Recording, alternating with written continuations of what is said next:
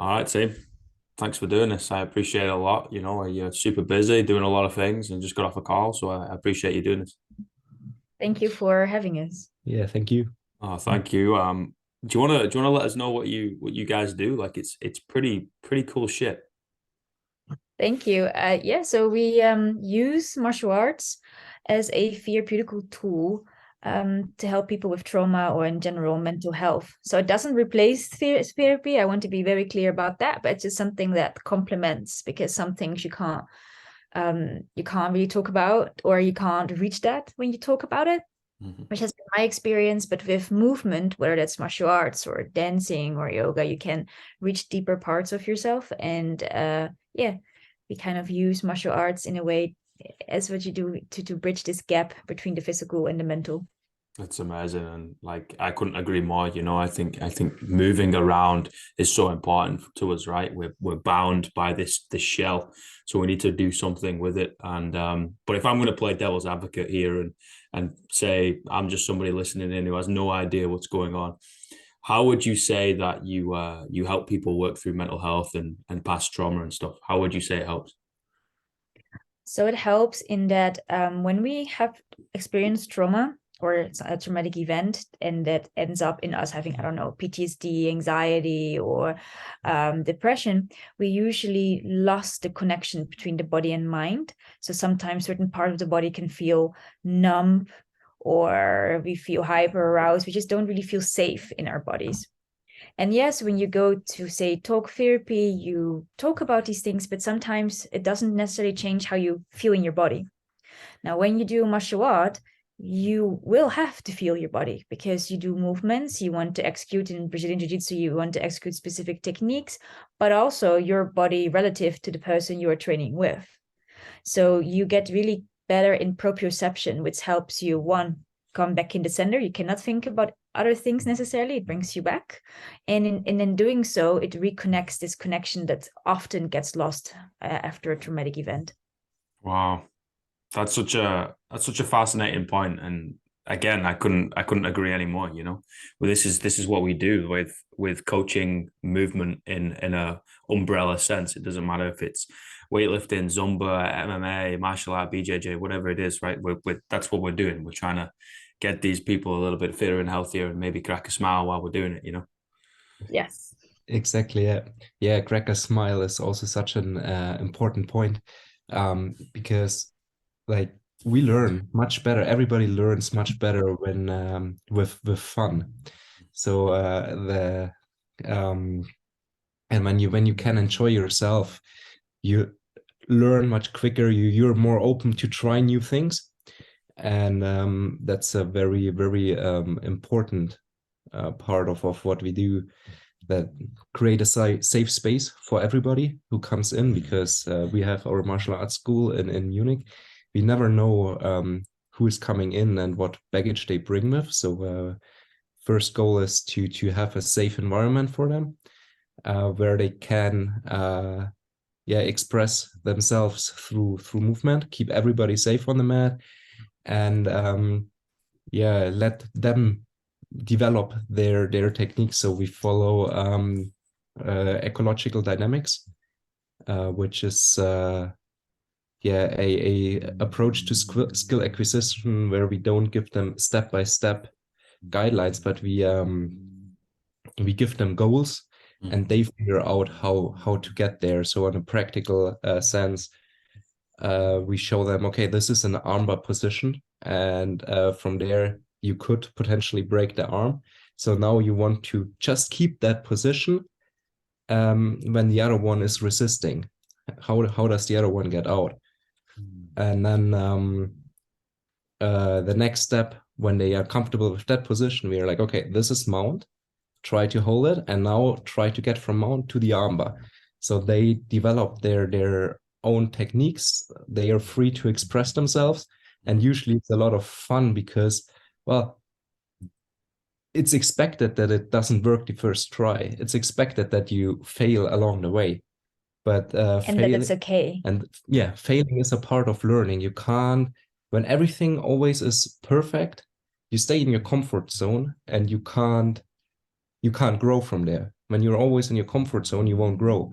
But when it's very uncomfortable immediately outside the comfort zone, it might be like too hard to start. So basically, we have our online company of the Zone that offers trauma-informed coaching. So it teaches other martial arts coaches, regardless of what kind of martial arts they teach, to become also trauma-informed, because ecological dynamics is all nice and all, but if the person doesn't feel comfortable, if the person doesn't feel safe, they will not learn as optimal as they could.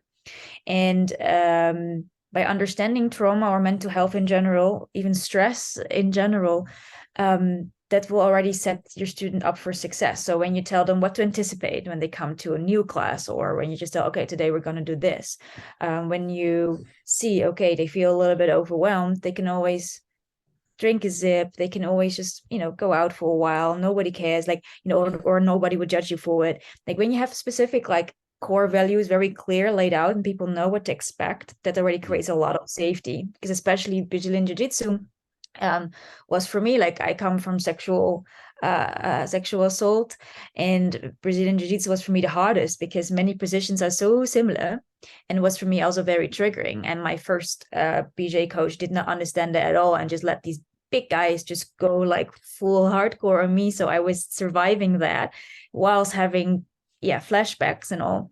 But then when I met other coaches, I realized, oh, there's also a different way. And I realized how I started to relax. And then I started learning. Then I actually could retain some of the things that they said and sometimes even apply it. And at the same time, when I realized that, I got involved with my first yoga teacher who was trauma-informed as well. And I thought, if it works for yoga, why not for martial arts? And so we kind of started to develop this, and we create our own trauma-informed martial arts and yoga school, where there is a safe space so people can just relax. And when people kind of come out of this fight-flight zone, that's when the play and the learning starts. Because when you're always aroused, hyper-aroused, you cannot play. And let's be honest, everybody's in a fight or flight, pretty much all the time. All the time, yeah. Yeah. It's quite a weird society dynamic within it, that we've created. It's either you've got to go so hard that you don't know where you are and what you're doing anymore, or you're just legging it and you're running away from it and you're like, okay, let's just burn that bridge and start again. You're like, guys, like we've missed like a pretty big middle ground here. Yeah, coping mechanisms are we cope, but we don't know how to cope in an effective and a healthy way. It's kind of also like if you don't achieve something, then you're a failure, which I'm like, no, you're not. But that's usually how it's seen. So you see it also in training that people really hate making mistakes, even though that's how you learn. So for us, we show also by example. We experiment a lot, and some things work, sometimes don't. So when it doesn't, well, we'll pay for it. So people learn, oh, it's okay to make mistakes. But also if you sometimes just choose yourself, you feel guilty, because I'm like, isn't it selfish if I take, I don't know, a day off or a moment, something for me? And I, as you say, I think there are quite some things we should really rewire ourselves, because it's unhealthy. Yeah, especially in Germany, we have this workaholic culture. Like when you take a sick leave, it's already you feel kind of guilty. Yeah, you're supposed to work, and we have officially 40 hours, but it's this kind of culture that is where so many people actually have issues with burnout or similar it's things. too much. They live for the weekends and the holidays, and when they are on holiday, they basically don't do anything but lying on the beach. Yeah, or a lot. Or a lot have to see everything in that city or whatever. And you don't. It's like always 100%, always full speed.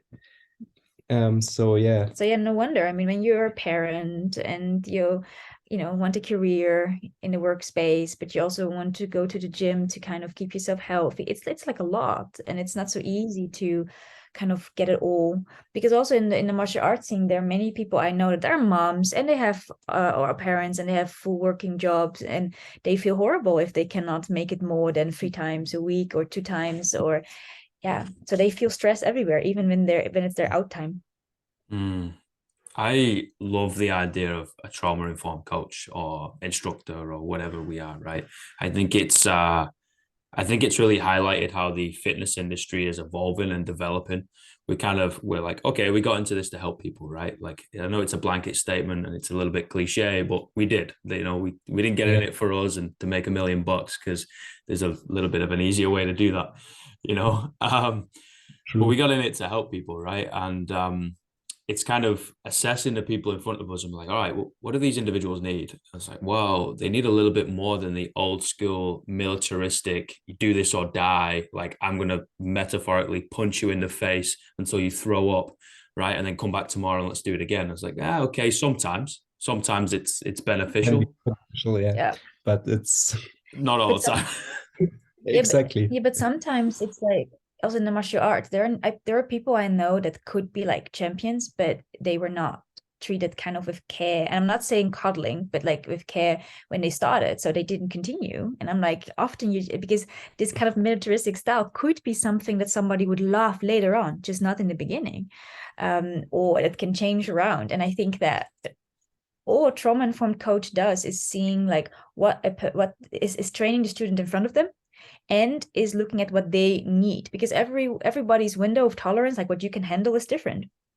Like, there are people I know that you can really push and they need it, like they want it, but there are also people they cannot deal with that much at that given time, but it will increase. And if you train every student kind of with the same muster, the same framework, that's not going to work, because a few will benefit, but most will fall out. And a trauma-informed coach is like, I want to look at the individual and set them up for success and meet them where they are at, instead of expecting them to meet me where I am at.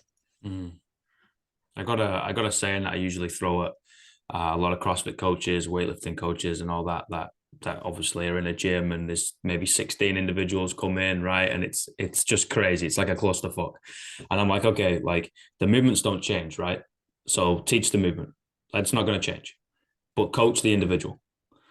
You know, because that person's going to change, you're going to change, the way you deliver it's going to slightly alter, like the day to day, whether it's a full moon, whatever. You don't know what's going on in this person's life, right? And if we got to know everybody and sat down and had a counseling session, we'd have no time left in the day. Plus, it's not our job; we're not qualified, right?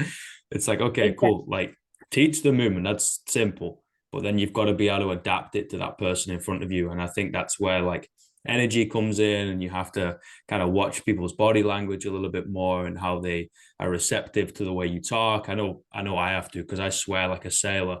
So if I start doing that in the middle of a coaching session and I see maybe a 4'11" lady kind of wince or like shelter off, I'm like, okay, cool. Like I've got to be like a cuddly teddy bear now. I can't be doing this to this lady, right? She's going to feel like pushed out. So it's just like adapting to the people in front of you, right? Yeah, and it also means that you really have to look at yourself as a coach. Like, you already gave a good example, like you like to curse, but when you realize that somebody it's really not helping them, because you don't know, maybe that lady had an abusive husband that cursed her. I just say something and maybe that curse just triggers it. You as a coach, that also means that you should not really take things personally, but I just like, okay, this triggered something in that person, has nothing to do with me, but what can I do to kind of make them feel comfortable, which would be like, okay, let's keep cursing at the minimum. And I think that is like this personal development that for me, with us, when you learn with us to become trauma informed, it's not just that you learn about the neurobiology of trauma and how you can set people up. It's really an inside job, because we also have limiting beliefs and we also show up in a certain way. Are we truly approachable or not? Like, what we also have to look really at ourselves, like how do we set ourselves up for success when we coach other people? Like you said, I'm not a therapist. And even if I was in a group session, I cannot therapy somebody all of a sudden if something happens that's inappropriate. I cannot.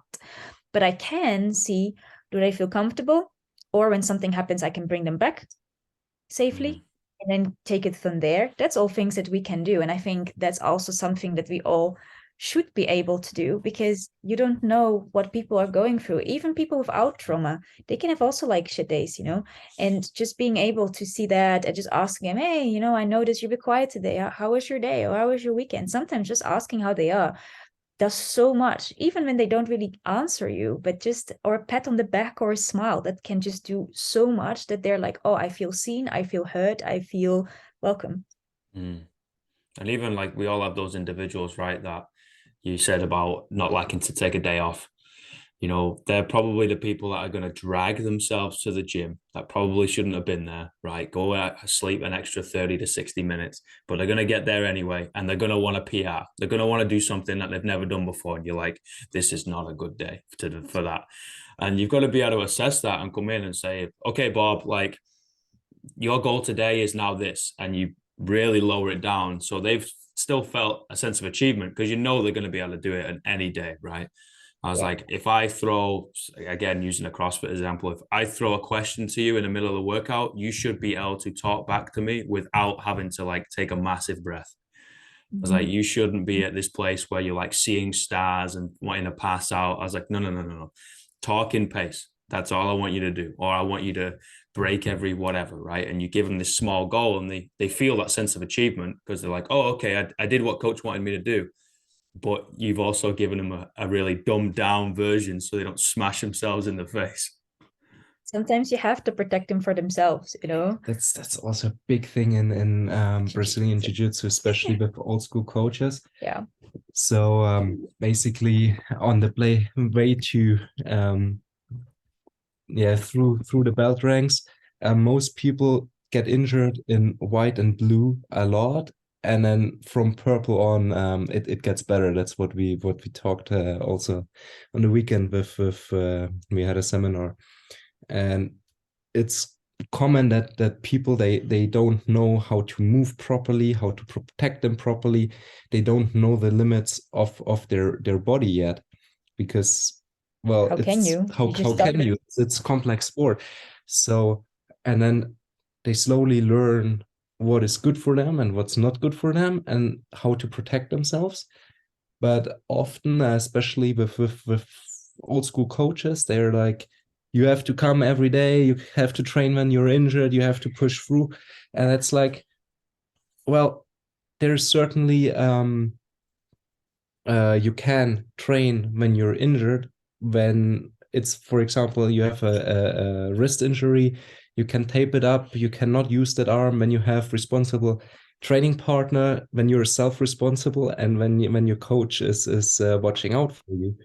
But when you still go and push hard, then you get to your wrist injury, elbow injury, and to the elbow injury, a shoulder injury. And at one point you quit the sport because you're kind of crippled.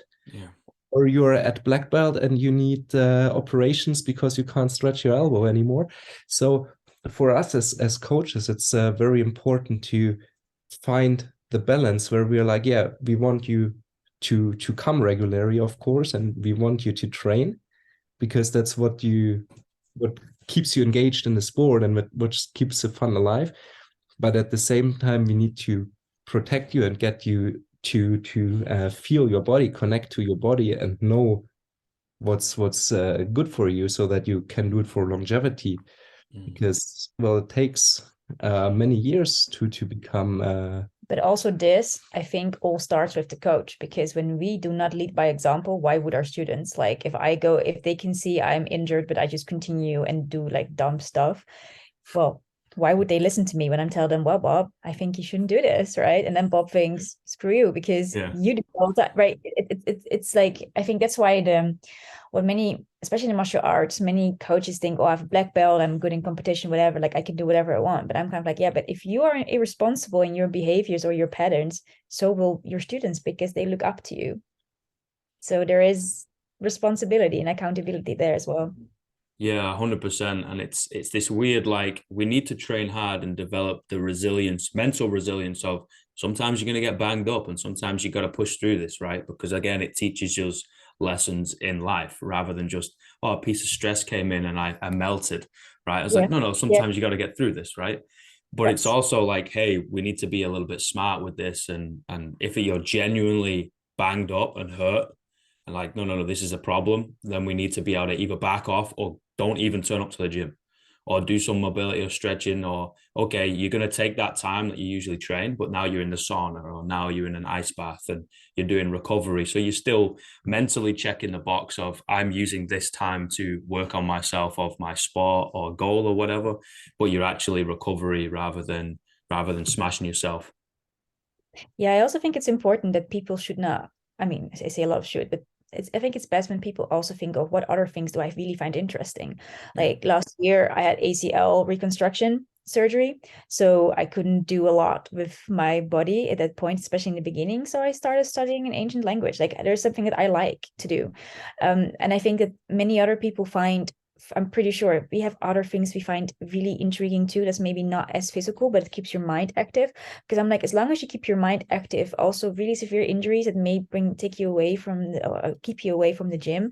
It doesn't mean that you therefore miss out. There's so many other things you can do. I mean, I watched also, BJ videos, instructionals. I definitely like expanded my mind. And I think that that's also part of this resilience that you also touch upon. Like resiliency is not only pushing through something, which sometimes you should, but it also means like not when you are dealt a bad hand, that doesn't mean the end, that it doesn't mean like you suck or you're a loser or all that.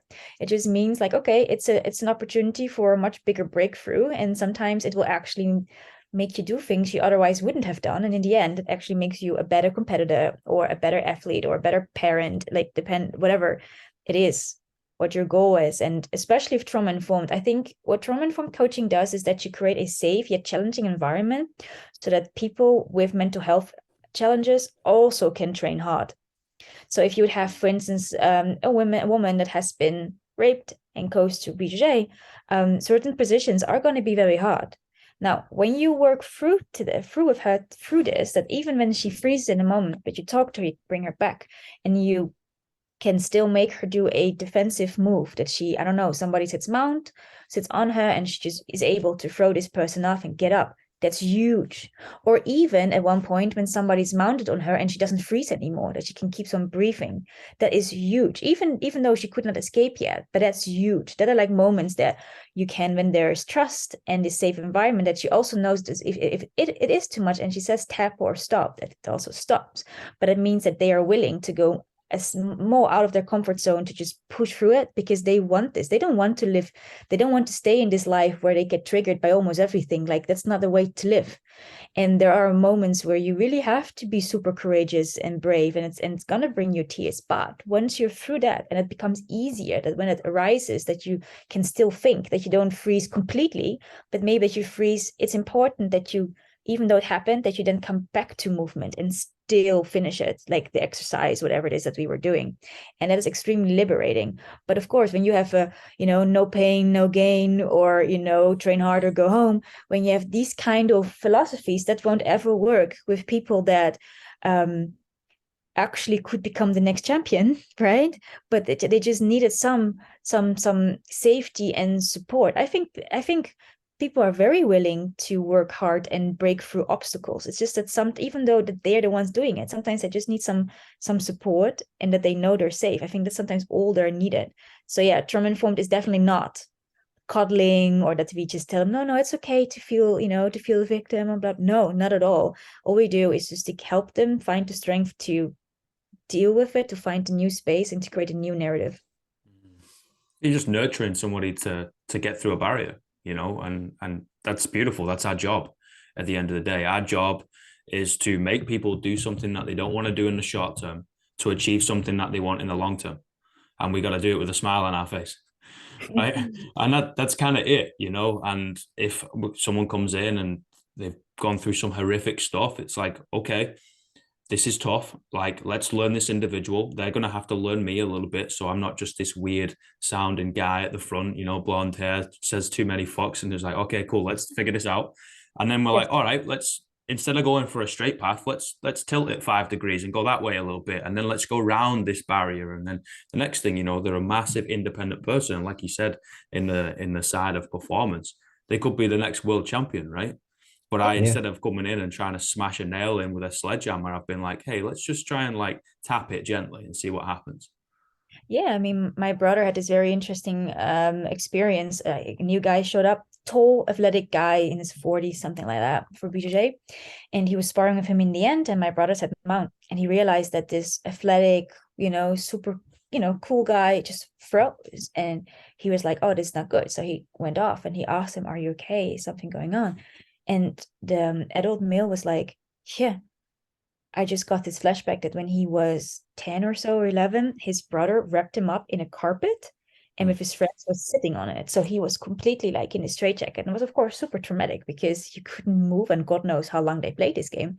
And he was like, I didn't think of this for such a long time. He also played rugby and all that, but just that he could not move, just boom, triggered it. And he froze, even though he was not somebody who necessarily in daily life suffers from that or anything, but bam, it just popped up. And if you then have a kind of, go hard or go home type, then he will shame you for such a reaction, thinking, oh, martial arts not for you, you were like a pussy or whatever, like this kind of nonsense wording. But then instead my brother was like, this is weird. So as you say, instead of kind of like judging, he's like, this is strange, let's ask. And they spoke about it, and it definitely made this person feel safe, and definitely also not judged. Yeah, can happen. So they knew, okay, next time we kind of need to work on desensitizing that, and that he learns that even though it seems as if he can't move, he still can. And this can happen to everybody in any sport. Yeah, I think so. Like it's those little things that trigger something that happened in the past, though. And it could just be something so minute to us who are completely out of that situation, right? And it didn't happen to us. We're like, oh, okay, like I didn't do anything. You're like, yeah, but you're looking at it from your eyes. You've got to look at it through their eyes. Sometimes it can really freak them out, and that's okay. Okay, cool, no problem. Like I was coaching a class down in Christchurch in New Zealand before I left, and granted, it was I was coaching some people living with disabilities, right? And this lady just kind of dropped the kettlebell, ran to me, gave me a hug, and was just like, I'm suddenly feeling mega anxious. I'm like, cool, okay, no problem. We just walked over to the side, sat down, and just started talking shit. It was just like, oh yeah, well, what are you gonna do later? Like, what do you put in your tea, or what's your favorite food, or just something like that? And you're just like, being able to communicate it is such a powerful tool. And I think as coaches, we also need to get out of our own head and be like, sometimes if you don't know, just frigging ask them. And if it doesn't go down well, you did your job. You asked. Yeah, and sometimes they come back to it. We also had with a lady, a teenager, that you asked directly, and it was direct, right? And it was a bit like, oh, so we were a bit unsure whether it was the right thing to do. But later, this person just texted us, and then so texting was easier to communicate. So I think in the end, people will appreciate because I you actually cared. texted her and apologized for being so direct, and just wanted to know that she's okay. And then she wrote a lot back, because it was easier to communicate via text. But I think it's just important to get the connection, and Be available and present. be available, be present. And well, obviously the first time I asked too direct, I was too confronting for her. So that's I learned from that, and the next time I will approach her differently.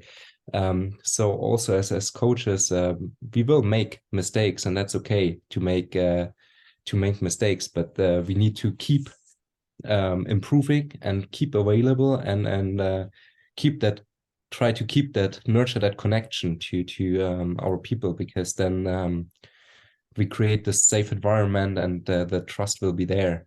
Yeah, and in turn, they will also give that back, because I think maintaining a safe learning environment, yes, we can do what we want, but if the students do not play ball, it's going to be difficult. But they also then really want to give that back, because they realize it's so precious, because it's just a time where they can just be themselves and do whatever it is that they set out to do.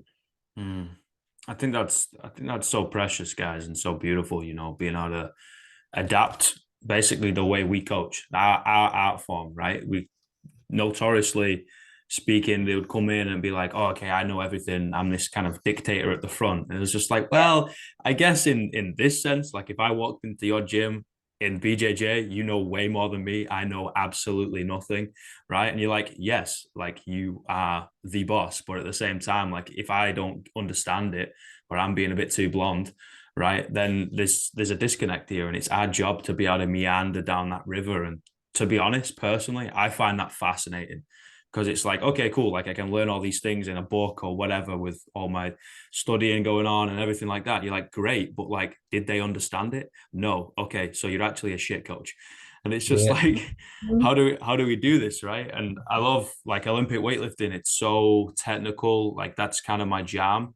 And you see the coaches that have just about learned it and got into a class, and they're talking about third, second, and first pull, and everything's getting all technical, and you just come in and be like, jump. What about it? He's just like, all I want you to do is jump. You don't need to know all the technical stuff. You just need to know how to jump. That's it. Yeah. It's often like overwhelming people with details, and then they're all in their head, and they don't connect with the body. Most of the time, like, yes, our job is to improve the technique and correct them. But the most important details we can give is for injury prevention, to keep them safe.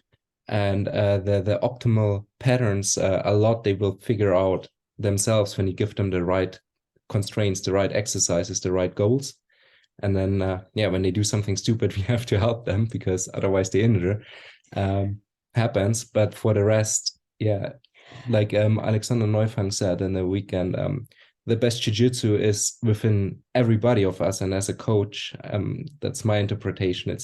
We help them to bring their best jiu-jitsu out. It's not to stamp our jiu-jitsu on them and brand them with our techniques and then enforce our techniques. No, we need to bring out their expression and help them to figure out their optimal technique. They have different body types, different strengths, different weaknesses, so they have to adjust what we can teach. So, and in order to do that, you have to understand that many people learn differently. Some are very good visual, some very good listeners, some need to take notes. You have, of course, the what-ifers that many people in the BJ scene absolutely hate, even though I think they're very, I value them. I want to say the what-ifers, I value you. So as a coach, like, I am very visual, for instance. So if I explain things in a metaphorical, visual way, other people that are like that, they benefit from that. But not everybody in my class learns like me. So we as coaches tend to teach in a way that we learn the best, but we have to understand that there is still like 75% that learn probably differently. And I think it's fascinating as a coach that we get to really, it's a lot of psychology in there as well, not to manipulate, but to kind of like, how can I be as clear as possible to basically everyone or almost everyone, that when we give them a new task, that they all understand what I want, what is the A to B, and that they can set out and explore and play. Yeah, that's it. We have to coach the same thing, but if there's 10 people in the class, we got to, most of the time, we got to teach it 10 different ways, right? At the same time, you're like, wow, this is a difficult task, and usually come out a little bit brain fogged and cross-eyed and all that. But it's special, you know. We get to learn people on a deeper level, teach them something to be independent, to help them up when they leave the gym, you know. And I think that's a really special thing, man. And I think you're doing great work. Thank you. You as well. Like, for us, lifting is kind of like a new avenue where we really don't know much about. So we were also very interested in that. Oh, we're just the meatheads who like to slang and bang barbells, you know, and just kind of grunt and throw something above your head and then drop it, you know, like, and then sit down and think about what we did. Maybe do another rep, maybe not, you know. It's kind of like the lazy version of fitness. So we're going to do something really difficult once, and then we're going to sit down. And I'll be like, I might not do that again. I'm pretty tired, you know. And that's kind of it. But still, there's so much that has to work all together. Otherwise, you won't be able to lift this huge amount of weight above your head without injuring yourself. So I think there's a little bit more going on than that. Just that. Yeah, a little bit. But you know, that's my thing. You guys are rolling around on the mats. My thing is like the barbell. You know, I've plowed myself into that and kind of perfecting, quote unquote. You'll never reach perfection, let's be honest. But trying to pursue excellence of moving this barbell is something that, it really resonates with me. Yeah, I think it's for everybody. Everybody has something where the body and mind is really into, and where you can really express yourself and then have fun. And I think that's really precious. Team, I'm going to get kicked out in a minute, so I just want to say thank you so much, man. This has been a pleasure. Thank you so much. Yes. Thank you. I need to come to Munich and start rolling around the mats. Yes, please. I mean, we have a rack at home, so we can. Yeah, so we can lift and roll. Sounds great. Awesome. Sounds good, man. Have a great day, and I'll speak to you soon. All right. Speak to you soon. Bye, Thanks, guys. Bye, everybody.